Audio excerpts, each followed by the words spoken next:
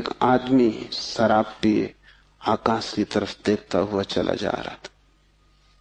एक कार उसके पास से निकली, बामुश्किल ड्राइवर बचा पाया। गाड़ी रोक के ड्राइवर ने कहा, महानुभाव, अगर आप नहीं देखते वहां जहां आप जा रहे हैं तो फिर आप वहीं चले जाएंगे जहां आप देख रहे हैं।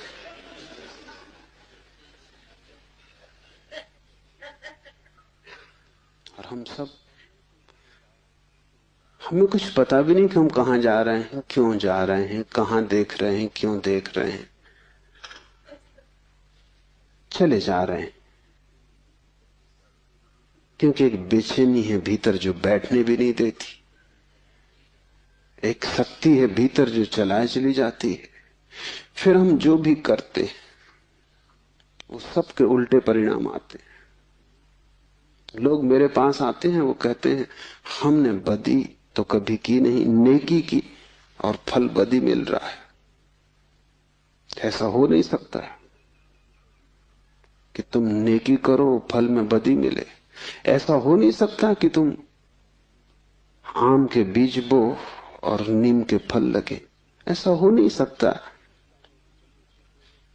इतना ही हो सकता है कि तुम ऐसे बेहोशी में बोए होगे, बोए तुमने नीम के ही फल, तुम होश में न थे, क्योंकि वृक्ष थोड़ी झूठ बोलेगा। तुम ही कहीं बोते वक्त भूल में पड़े होगे। तुम जब नेकी भी करते हो तब भी तुम्हारा नेकी करने का मन नहीं होता। तुम सच भी बोलते हो तो तुम दूसरे को चोट पहुंचाने के लिए सच बोलते हो। तुम सच बोलते हो दूसरे के अपमान के लिए। तुम सच बोलते हो जैसे तुम सच का उपयोग एक घातक हथियार की तरह कर रहे हो। तुम्हारे सत्य कड़वे होते हैं। सत्य के कड़वे होने की कोई भी जरूरत नहीं, लेकिन मजा तुम्हें कड़वेपन में है, सत्य में तुम्हें मजा भी नहीं है। तुम्हारा झूठ सदा मीठा होता है, तुम्हारा सत्य सदा कड़वा होता है। बात क्या है? क्या कड़वापन सत्य का स्वभाव है? क्या मिठास झूठ का हिस्सा है? नहीं। झूठ को तुम चलाना चाहते हो, तुम उसे मीठा बनाते, क्योंकि अगर वो मीठा ना होगा तो चलेगा नहीं। एक तो झूठ चलना मुश्किल, मिठास के सहारे ही चलेगा। जैसे कड़वी दवा की गोली पर हम मीठी परत चढ़ा देते, बच्चा मीठी गोली समझ के खा लेता है, और जब तक कड़वेपन का पता चलता तब तक गोली भीतर जा चुकी है। तुम झूठ को मीठा बनाते हो क्योंकि तुम झूठ चलाना चाहते हो। तुम सत्य को कड़वा बनाते हो क्योंकि सत्य से तुम केवल चोट करना चाहते हो, उसको चलाना नहीं चाहते। तुम सत्य बोलते ही तब हो जब तुम सत्य का इस तरह उपयोग कर सको कि वो झूठ से बदतर साबित हो, तभी तुम बोलते हो। तुम बेहोश हो, तुम्हारे कृत्यों का तुम्हें कुछ पता नहीं है कि तुम क्या कर रहे हो। इसे थोड़ा होश पूर्वक देखना शुरू करो। जो तुम बोलना चाहते हो वही बोले, या तुम कुछ और बोल गए? क्या तुमने यही सोचा था बोलने के लिए जो तुम बोले?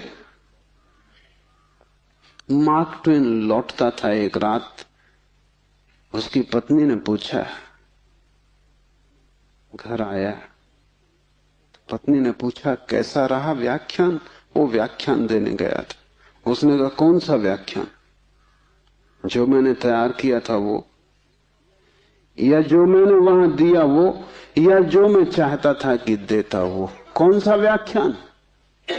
एक तो आदमी तैयार करता है और एक आदमी फिर जो देता, उसमें बड़ा फर्क है। और फिर एक जो घर लौटते वक्त तो सोचता है दिया होता। वो तीनों अलग अलग है। होश में हो, सब निशाने तुम्हारे चूक जाते हैं। तुम्हारी जिंदगी में कभी भी कोई निशाना लगा? आंख बंद करके भी आदमी तीर चलाता रहे तो कभी ना कभी निशाना लगेगा। मैंने सुना है कि अगर बंद घड़ी भी दीवार पे टंगी रहे तो 24 घंटे में 2 बार सही समय बताएगी। तुम्हारी जिंदगी में ऐसा भी नहीं आया कि 2 बार भी तुमने सही समय बताया होता। तुम बंद घड़ी से गए बीते। अंधेरे में भी आदमी तीर चलाता रहे तो कभी न कभी निशान पे लग जाएगा। तुम खुली आंख से होश में प्रकाश में तीर चलाते हो, कभी निशाने पे नहीं लगता। क्या बात होगी। मुल्ला नसरुद्दीन को बड़ा शौक था हिरन की शिकार करने का।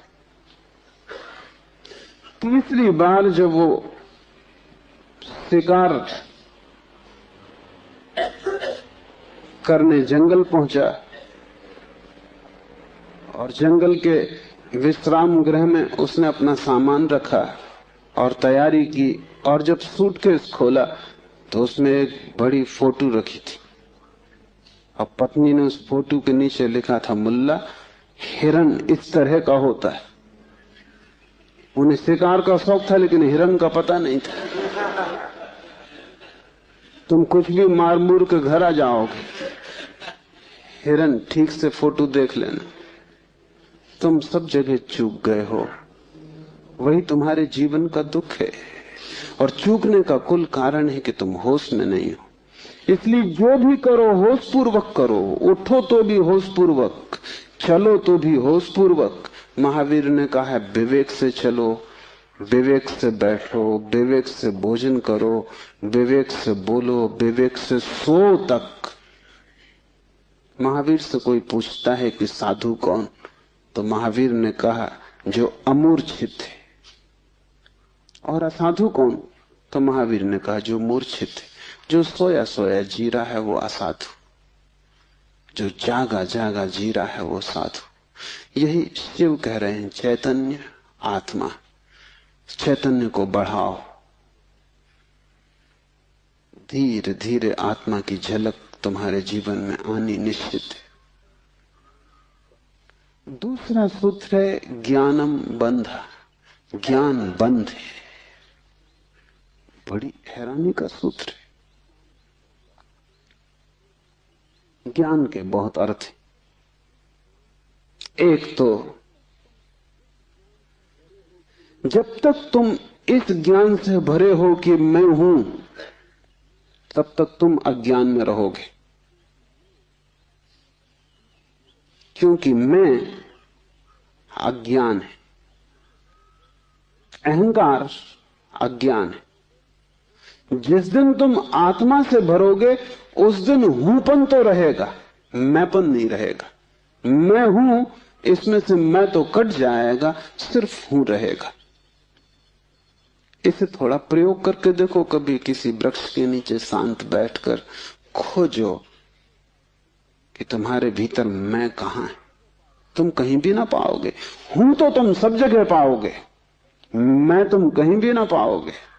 सब जगह तुम्हें अस्तित्व मिलेगा, लेकिन अस्तित्व के साथ अहंकार तुम्हें कहीं भी ना मिलेगा। अहंकार तुम्हारी निर्मिति है, वो तुम्हारा बनाया हुआ है, वो झूठा है, वो असत्य है, उससे ज्यादा अप्रामाणिक और कुछ भी नहीं। वो काम चलाऊ है, उसकी संसार में जरूरत है, लेकिन उसकी सत्य में कहीं भी कोई स्थान नहीं। तो एक तो मैं हूं, ये ज्ञान बंध का कारण है। मेरा बोध हूपन का बोध नहीं। हूपन का बोध तो शुद्ध है, उसमें कोई सीमा नहीं है। जब तुम कहते हो हूं, तो तुम्हारे हूं में और वृक्ष के हूं में कोई फर्क होगा? तुम्हारे हूं में और मेरे हूं में कोई फर्क होगा? जब तुम सिर्फ हो तो नदियां, पहाड़, वृक्ष सभी एक हो गए। जैसे ही मैंने कहा मैं, वैसे ही मैं अलग हुआ। जैसे ही मैंने कहा मैं, वैसे ही तुम टूट गए, पर हो गए, अस्तित्व से मैं पृथक हो गया। हूंपन ब्रह्म है और मैं मनुष्य की अज्ञान दशा है। जब तुम जानते हो कि सिर्फ हूं, तब तुम्हारे भीतर केंद्र नहीं होता, तब सारा अस्तित्व एक हो जाता है। तब तुम उस लहर की तरह हो जो सागर में खो गई। अभी तुम उस लहर की तरह हो जो जम के बर्फ हो गई, सागर से टूट गई। ज्ञानम बंधा, पहला तो ज्ञान बंध है, इस बात का ज्ञान कि मैं हूं। दूसरा ज्ञान बंध है वो सब ज्ञान जो तुम बाहर से इकट्ठा कर लिए हो, जो तुमने शास्त्रों से चुराया है, जो तुमने सदगुरुओं से उधार लिया है, जो तुम्हारी स्मृति है, वो सब बंधन है। उससे तुम्हें मुक्ति ना मिलेगी। इसलिए तुम पंडित से ज्यादा बंधा हुआ आदमी ना पाओगे। मेरे पास सब तरह के लोग आते हैं, सब तरह के मरीज। उसमें पंडित से ज्यादा कैंसर ग्रस्त कोई भी नहीं। उसका इलाज नहीं, वो लाइलाज। उसकी तकलीफ यह है कि वो जानता है, इसलिए न वो सुन सकता न वो समझ सकता। तुम उससे कुछ बोलो, इसके पहले कि तुम बोलो उसने उसका अर्थ कर लिया है। इससे पहले कि वो तुम्हें सुने उसने व्याख्या निकाल ली। शब्दों से भरा हुआ चित्त जानने में असमर्थ हो जाता है। वो इतना ज्यादा जानता है बिना कुछ जाने, क्योंकि सब जाना हुआ उधार है। शास्त्र से अगर ज्ञान मिलता होता तो सभी के पास शास्त्र है, ज्ञान सभी को मिल गया होता। ज्ञान तो तब मिलता है जब कोई निशब्द हो जाता है, जब वो सभी शास्त्रों को विसर्जित कर देता है, जब वो सब ज्ञान को जो दूसरों से मिला है वापस लौटा देता है जगत को, जब वो उसे खोजता है जो मेरा मूल अस्तित्व है, जो मुझे दूसरे से नहीं मिला। इसे थोड़ा समझो। तुम्हारा शरीर तुम्हें मां और पिता से मिला है। तुम्हारे शरीर में तुम्हारा कुछ भी नहीं है। आधा तुम्हारी मां का दान है, आधे तुम्हारे पिता का दान है। फिर तुम्हारा शरीर तुम्हें भोजन से मिला है, वो जो रोज तुम भोजन कर रहे हो। 5 तत्वों से मिला है, वायु है, अग्नि है, 5 तत्व हैं, उनसे तुम्हें मिला है। इसमें तुम्हारा कुछ भी नहीं है। लेकिन तुम्हारी चेतना तुम्हें 5 तत्वों में से किसी से भी नहीं मिली। तुम्हारी चेतना तुम्हें मां और पिता से भी नहीं मिली। तुम जो जो जानते हो वो तुमने स्कूल विश्वविद्यालय से सीखा है, शास्त्रों से सुना है, गुरुओं से पाया है। वो तुम्हारे शरीर का हिस्सा है, तुम्हारी आत्मा का नहीं। तुम्हारी आत्मा तो वही है जो तुम्हें किसी से भी नहीं मिली। जब तक तुम उस शुद्ध तत्व को न खोज लोगे जो निपट तुम्हारा है, जो तुम्हें किसी से भी नहीं मिला है, न माँ ने दिया, न पिता ने, न समाज ने, न गुरु ने, न शास्त्र ने, वही तुम्हारा स्वभाव है। ज्ञान बंद है क्योंकि वो तुम्हें इस स्वभाव तक न पहुंचने देगा। ज्ञान ने ही तुम्हें बांटा है। तुम कहते हो मैं हिंदू। तुमने कभी सोचा कि तुम हिंदू क्यों हो? तुम कहते हो मैं मुसलमान। तुमने कभी विचारा कि तुम मुसलमान क्यों हो? हिंदू और मुसलमान में फर्क क्या है? क्या उनका खून निकाल के कोई डॉक्टर परीक्षा करके बता सकता है कि हिंदू का खून है या मुसलमान का खून? क्या उनकी हड्डियां काट के कोई बता सकता है कि हड्डी मुसलमान से आती है कि हिंदू से आती है? कोई उपाय नहीं। शरीर की जांच से कुछ भी पता न चलेगा, क्योंकि दोनों के शरीर 5 तत्वों से बनते। लेकिन अगर उनकी खोपड़ी की जांच करो तो पता चल जाएगा कि कौन हिंदू है कौन मुसलमान है, क्योंकि दोनों के शास्त्र अलग, दोनों के सिद्धांत अलग, दोनों के शब्द अलग। शब्दों का भेद है तुम्हारे बीच। तुम हिंदू हो क्योंकि तुम्हें एक तरह का ज्ञान मिला जिसका नाम हिंदू, दूसरा जैन है क्योंकि उसे दूसरे तरह का ज्ञान मिला जिसका नाम जैन। तुम्हारे बीच जितने फासले हैं, दीवालें हैं, वो ज्ञान की दीवालें, और सब ज्ञान उधार। तुम एक मुसलमान बच्चे को हिंदू के घर में रख दो, वो हिंदू की तरह बड़ा होगा, वो ब्राह्मण की तरह जनेऊ धारण करेगा, वो उपनिषद और वेद के वचन उद्धृत करेगा। और तुम एक हिंदू के बच्चे को मुसलमान के घर रख दो, वो कुरान की आयत दोहराएगा।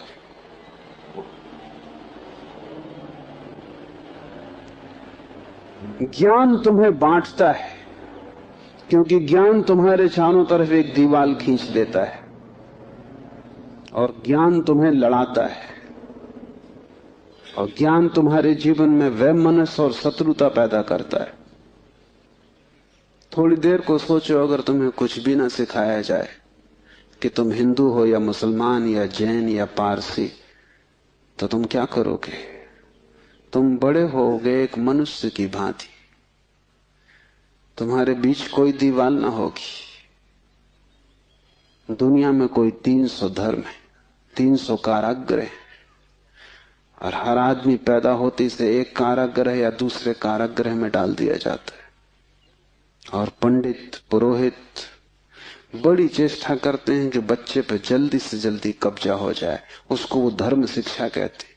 उससे ज्यादा अधर्म और कुछ भी नहीं है, वो उसको धर्म शिक्षा कहते हैं। 7 साल के पहले बच्चे को पकड़ लें, क्योंकि 7 साल का बच्चा अगर बड़ा हो गया तो फिर पकड़ना रोज रोज मुश्किल होता जाएगा। और बच्चे को अगर थोड़ा भी बोध आ गया तो फिर वो सवाल उठाने लगे, और सवालों का जवाब पंडितों के पास बिल्कुल नहीं है। पंडित सिर्फ मूढ़ों को तृप्त कर पाते हैं। जितनी कम बुद्धि का आदमी हो, पंडित से उतनी जल्दी तृप्त हो जाता है। वो एक प्रश्न पूछता, उत्तर मिल जाता है। तुम जाते हो पंडित से पूछते हो संसार को किसने बनाया, वो कहता भगवान ने। तुम प्रश्न घर लौटाते हो बिना पूछे कि भगवान को किसने बनाया। अगर तुम दूसरा प्रश्न पूछते, पंडित नाराज हो जाता, क्योंकि उसका उसे भी पता नहीं, किताब में वो लिखा नहीं। और फिर झंझट की बात है, परमात्मा को किसने बनाया। फिर तुम पूछते ही चले जाओगे, वो कोई भी जवाब दे, तुम पूछोगे उसको किसने बनाया। अगर गौर से देखो तो तुम्हारे पहले सवाल का जवाब दिया नहीं गया है।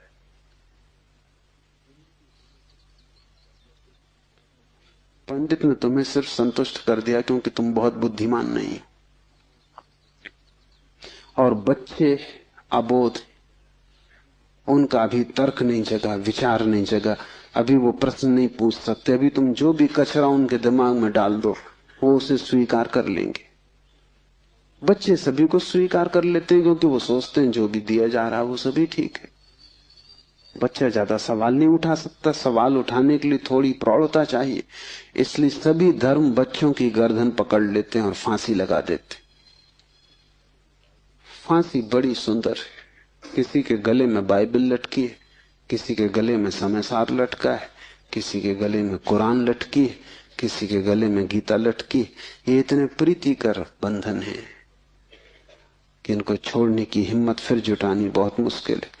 और जब भी तुम इन्हें छोड़ना चाहोगे, एक खतरा सामने आ जाएगा, क्योंकि इन्हें छोड़ा तो तुम अज्ञानी। क्योंकि जैसे तुम इनको छोड़ोगे तुम पाओगे मैं तो कुछ जानता नहीं, बस ये किताब सारी संपदा है, इसको संभालो। अपने अज्ञान को छिपाने का यही तो एक उपाय है। लेकिन अज्ञान छिपने से अगर मिटता होता तो बड़ी आसान बात हो गई होती। अज्ञान छिपने से बढ़ता है, जैसे कोई अपने घाव को छिपा ले, उससे कुछ मिटेगा नहीं। घाव और भीतर भीतर बढ़ेगा, मवाद पूरे शरीर में फैल जाएगी। शिव कहते हैं ज्ञान बंद है, ज्ञान सीखा हुआ, ज्ञान उधार, ज्ञान दूसरे से लिया हुआ बंधन का कारण। तुम उस सब को छोड़ देना जो दूसरे से मिला है। तुम उसकी तलाश करना जो तुम्हें किसी से भी नहीं मिला। तुम उसकी खोज में निकलना, उस चेहरे की खोज में जो तुम्हारा है। तुम्हारे भीतर छिपा हुआ एक झरना है चैतन्य का, जो तुम्हें किसी से भी नहीं मिला, जो तुम्हारा स्वभाव है, जो तुम्हारी निज संपदा है, निजत्व है, वही तुम्हारी आत्मा है। तीसरा सूत्र है योनि वर्ग और कला शरीर है। योनि से अर्थ है प्रकृति, इसलिए हम स्त्री को प्रकृति कहते हैं। स्त्री शरीर देती है, वो प्रकृति की प्रतीक है। और कला का अर्थ है कर्ता का भाव। एक ही कला है, वो कला है संसार में उतरने की कला, और वो है कर्ता का भाव। इन दो चीजों से मिलकर तुम्हारा शरीर निर्मित होता है। तुम्हारे कर्ता का भाव, तुम्हारा अहंकार, और प्रकृति से मिला हुआ शरीर। अगर तुम्हारे भीतर कर्ता का भाव है तो तुम्हें योग्य शरीर प्रकृति देती चली जाएगी। इसी तरह तुम बार बार जन्मे हो। कभी तुम पशु थे, कभी पक्षी थे, कभी वृक्ष थे, कभी मनुष्य। तुमने जो चाहा है वो तुम्हें मिला है। तुमने जो आकांक्षा की है, तुमने जो कर्तृत्व की वासना की है, वही घट गया है। तुम्हारे कर्तृत्व की वासना घटना बन जाती है, विचार वस्तुएं बन जाते हैं। इसलिए बहुत सोच विचार के वासना करना, क्योंकि सभी वासनाएं पूरी हो जाती हैं देर अबेर। अगर तुम बहुत बार देखते हो आकाश में पक्षी को और सोचते हो कैसी स्वतंत्रता पक्षी को, खास हम पक्षी होते, देर न लगेगी, जल्दी तुम पक्षी हो जाओ। तुम अगर देखते हो एक कुत्ते को संभोग करते हुए और तुम सोचते हो कैसी स्वतंत्रता, कैसा सुख, जल्दी ही तुम कुत्ते हो जाओ। तुम जो भी वासना अपने भीतर संग्रहित करते हो वो बीज बन जाती। प्रकृति तो केवल शरीर देती है, कलाकार तो तुम ही हो, स्वयं को निर्माण करने वाले। अपने शरीर को तुमने ही बनाया है, ये कला का अर्थ है। कोई तुम्हें शरीर नहीं दे रहा है, तुम्हारी वासना ही निर्मित करती है। तुमने कभी ख्याल किया, रात तुम सोते हो तो आखिरी जो विचार होता है सोते समय, वही सुबह उठते वक्त पहला विचार होगा। रात भर तुम सोए रहे, वो बीज की तरह विचार भीतर पड़ा रहा, जो अंतिम था वो सुबह प्रथम होगा। तुम मरोगे इस शरीर से, आखिरी मरते क्षण में तुम्हारे सारे जीवन की वासना संग्रहित होकर बीज बन जाएगी। वही बीज नया गर्भ बन जाएगा। जहां से तुम मिटे वहीं से तुम फिर शुरू हो जाओगे। तुम जो भी हो ये तुम्हारा ही कृत्य है, किसी दूसरे को दोष मत देना। यहां कोई दूसरा है भी नहीं जिसको दोष दिया जा सके। ये तुम्हारे ही कर्मों का संचित फल है। तुम जो भी हो, सुंदर कुरूप, दुखी सुखी, स्त्री पुरुष, तुम जो भी हो, ये तुम्हारे ही कृत्यों का फल है। तुम ही हो कलाकार अपने जीवन के। मत कहना कि भाग्य ने बनाया है, क्योंकि वो धोखा है। उस भांति तुम जिम्मेवारी किसी और पर टाल रहे हो। मत कहना कि परमात्मा ने भेजा है। तुम परमात्मा पे जिम्मेदारी मत डालना, क्योंकि ये तरकीब है खुद के दायित्व से बचने की। इस कारागृह में तुम अपने ही कारण हो। जो व्यक्ति इस बात को ठीक से समझ लेता है कि अपने ही कारण में यहां हूं, उसके जीवन में क्रांति शुरू हो जाती। शिव कह रहे हैं योनि वर्ग और कला शरीर है। प्रकृति तो सिर्फ योनि है, वो तो सिर्फ गर्भ है। तुम्हारा अहंकार उस योनि में बीज बनता है। तुम्हारे कर्तृत्व का भाव कि मैं ये करूं, मैं ये पाऊं, मैं ये हो जाऊं, उसमें बीज बनता है। और जहां भी तुम्हारे कर्तृत्व की कला और प्रकृति की योनि का मिलन होता है, शरीर निर्मित हो जाता है। इसलिए बुद्ध पुरुष कहते हैं सभी वासनाओं को छोड़ दो, तभी तुम मुक्त हो सकोगे। तुमने अगर स्वर्ग की वासना की तो तुम देवता हो जाओगे, लेकिन वो भी मुक्ति ना होगी, क्योंकि वासनाओं से कभी भी अशरीर की स्थिति पैदा नहीं होती। सभी वासनाओं से शरीर निर्मित होते हैं। जब तक तुम निर्वासना को उपलब्ध नहीं हो, जब तक तृष्णा तुमने पूरी ही नहीं छोड़ दी, तब तक तुम नए शरीरों में भटकते रहोगे। और शरीर के ढंग अलग हो, शरीर की मौलिक स्थिति एक ही जैसी है। शरीर के दुख समान है, चाहे पक्षी का शरीर हो चाहे आदमी का शरीर हो, दुखों में कोई भेद नहीं है। क्योंकि मौलिक दुख है आत्मा का शरीर में बंध जाना, मौलिक दुख है कारागृह में प्रविष्ट हो जाना। फिर कारागृह की दीवारें वर्तुलाकार हैं कि त्रिकोण हैं कि चौकोन हैं, उससे कोई हल नहीं होता, उससे कुछ फर्क नहीं पड़ता है। तुम भला सोचते हो फर्क पड़ता है। एक मेरे मित्र हैं, ड्राइंग के शिक्षक हैं, उन्हें जेल हो गई, लौटे 3 साल बाद। तो मैंने उनसे पूछा कैसे रहे दिन, कैसे कटे दिन। उन्होंने कहा और तो सब ठीक था, लेकिन मेरी कोठरी के कोने 90 कोण के नहीं थे। वो ड्राइंग के शिक्षक हैं, उनकी बुद्धि वो 90 कोण के नहीं थे कोठरी के कोने। उनकी असली तकलीफ 3 साल यही रही, क्योंकि उसी कोठरी में रहना और बार बार देखना वो कोना, वो 90 कोण का नहीं। तो जो बात उन्होंने मुझसे कही वो ये कि और तो सब ठीक था, बाकी कुछ अड़चन ना थी, लेकिन कोने ठीक 90 के नहीं थे। कोने 90 के हों कि 90 के ना हो, इससे क्या बुनियादी फर्क पड़ेगा। कारागृह कारागृह, पक्षी का शरीर के आदमी का बहुत फर्क नहीं पड़ता। बंद तुम हो गए वही दुख है, बंध गए तुम वही दुख है। वासना बांधती, वासना है रज्जु जिससे हम बंधते हैं। और ध्यान रखना तुम्हारे अतिरिक्त और कोई जिम्मेवार नहीं है। उद्यमो भैरवा, चौथा सूत्र है उद्यम ही भैरव है।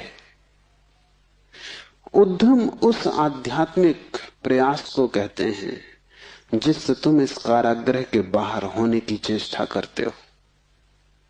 वो भैरव शब्द पारिभाषिक है।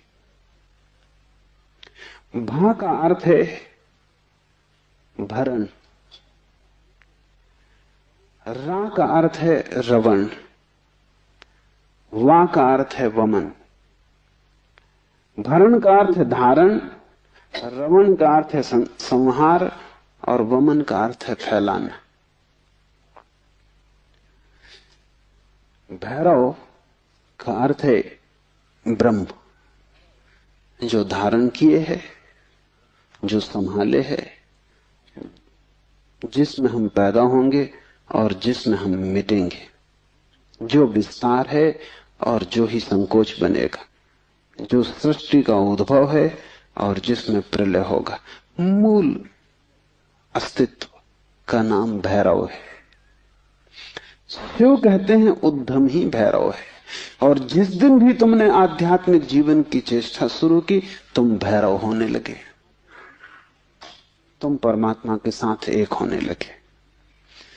तुम्हारी चेष्टा की पहली किरण और तुमने सूरज की तरफ यात्रा शुरू कर दी।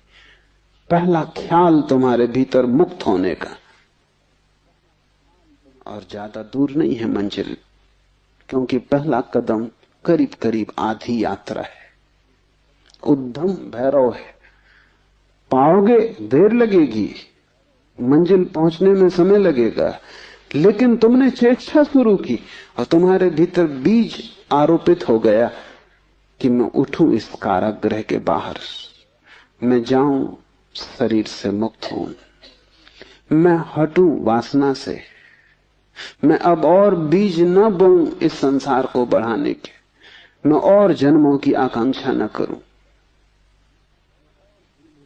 तुम्हारे भीतर जैसे ही ये भाव सघन होना शुरू हुआ कि अब मैं मूर्छा को तोड़ूं और चैतन्य बनूं, वैसे ही तुम भैरव होने लगे,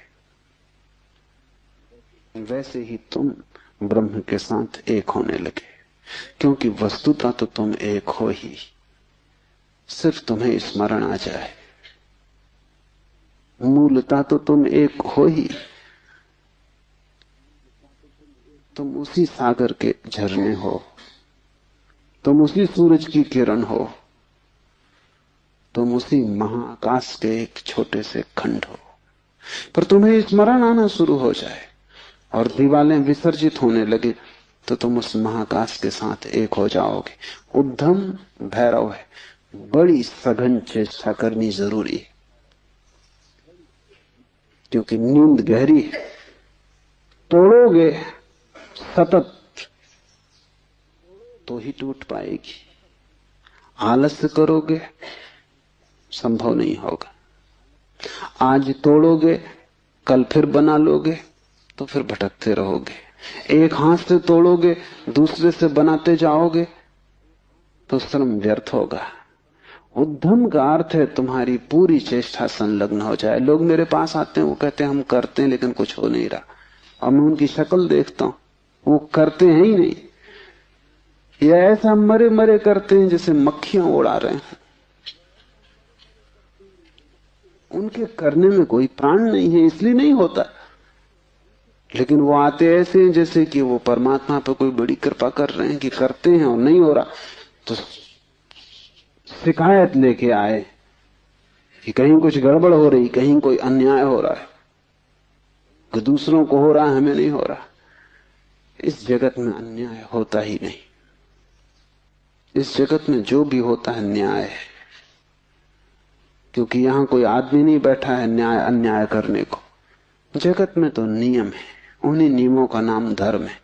तुम अगर इस क्षेत्र से चले गिरोगे, टांग टूट जाएगी, तो तुम जाके अदालत में ये नहीं कहोगे कि गुरुत्वाकर्षण के कानून पर एक मुकदमा चलाता हूं, तो अदालत कहेगी तुम तिरछे मत चलते, गुरुत्वाकर्षण तुम्हें गिराने में उत्सुक नहीं है, न तुम्हें संभालने में उत्सुक है।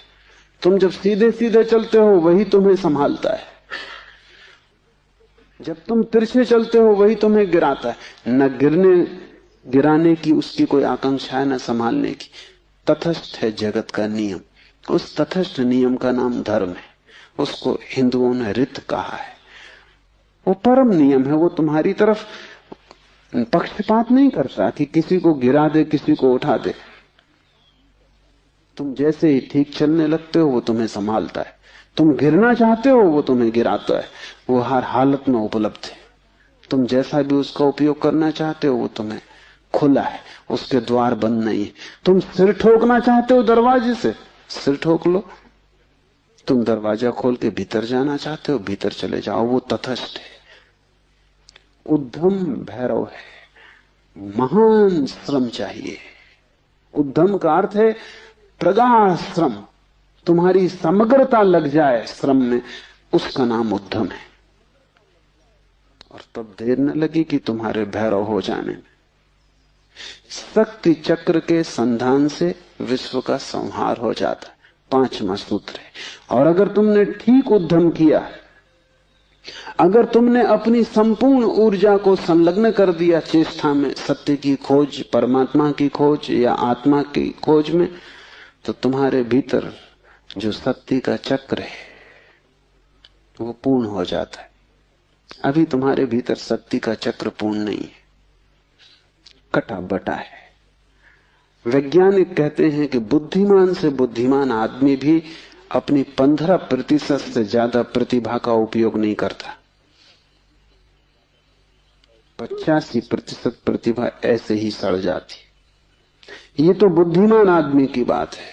बुद्धू का क्या हिसाब, वो तो शायद करते ही नहीं। हम अपने शरीर की भी ऊर्जा का पूरा उपयोग नहीं करते, 5% ज्यादा से ज्यादा। तो अगर हम मंदे मंदे जीते, अगर हमारा दिया टिमटिमाता टिमटिमाता लगता है, तो कसूर किसका है?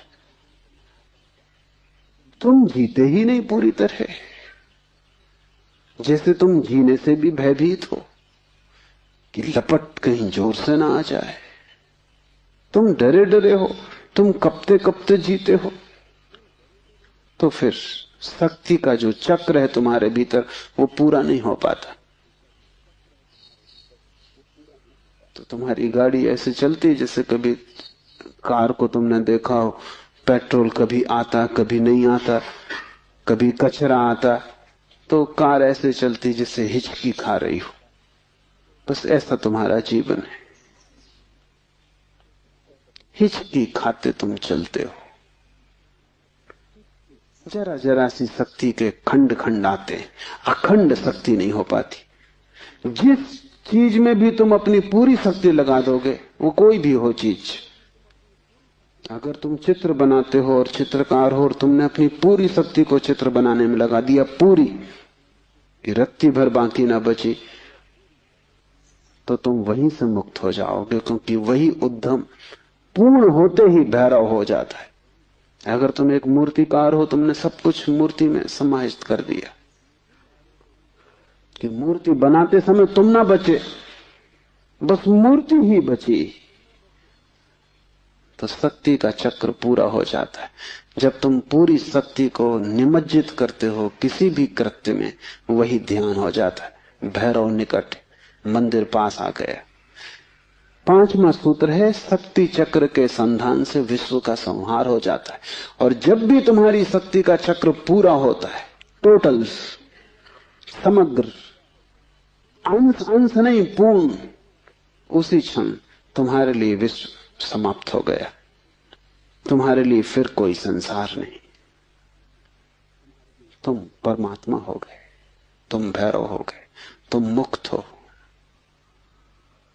फिर तुम्हारे लिए न कोई बंधन है, न कोई शरीर है, न कोई संसार है। पूर्ण शक्ति का प्रयोग स्मरण रखना। इस समाधि साधना शिविर में अगर तुमने पूरी शक्ति को लगाया, ऐसे ही ऊपर ऊपर नहीं ध्यान किए, पूरी शक्ति लगा दी, तो तुम अनुभव करोगे कि जिस क्षण शक्ति पूरी लग जाएगी, उसी क्षण, फिर क्षण भर की देर नहीं लगती, अचानक संसार खो जाता है, परमात्मा सामने आ जाता है। तुम्हारी शक्ति का पूरा लग जाना ही तुम्हारे जीवन की क्रांति हो जाती। फिर संसार की तरफ पीठ, परमात्मा की तरफ मुंह हो जाता है। इसकी तुम्हें एक झलक भी मिल जाए तो फिर तुम वही ना हो सकोगे जो तुम पहले थे। उसकी एक झलक काफी, फिर तुम्हारा जीवन उसी यात्रा में संलग्न हो जाए। तो ध्यान रखना, यहां पूरा अपने को डुबाना तो ही कुछ हो सकेगा। अगर तुमने थोड़ा भी अपने को बचाया तो तुम्हारा श्रम व्यर्थ है। जब तक श्रम उद्यम न बन जाए, पूर्ण टोटल एफर्ट न बन जाए, तब तक भैरव की उपलब्धि नहीं।